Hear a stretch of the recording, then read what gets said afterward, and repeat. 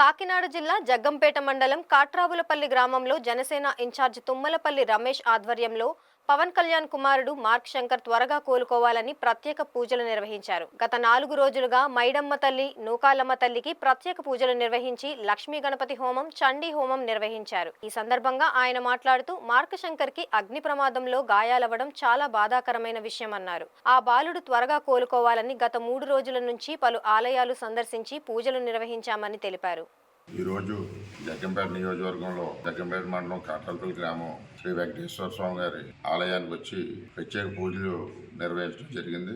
ఎందుకంటే మా నాయకుడు పవన్ కళ్యాణ్ గారి అబ్బాయి మార్క్ శంకర్ సింగపూర్లో అనుకోకుండా జరిగిన సంఘటన వల్ల ఆయనకి కొంచెం ఇబ్బంది జరిగిన కారణంగా ఈరోజు మేము జన సైనికులందరం కూడా ఈ రాష్ట్రంలో చాలా బాధాకరంగా ఉన్నాం. ఒక రాష్ట్రాన్ని నడిపించే నాయకుడు ఒక కుటుంబాన్ని వదిలి జనాల శ్రేయస్సు కోసం ఈరోజు రాష్ట్రం అంతా తిరుగుతా, దేశం అంతా తిరుగుతా కూడా అందరూ బాగుండాలని చెప్పి కోరుకునే నాయకుడికి వాళ్ళ కుటుంబంలో ఇలా జరిగిందంటే మేమందరం కూడా ఆయన కుటుంబ సభ్యులు లాంటి వాళ్ళమే.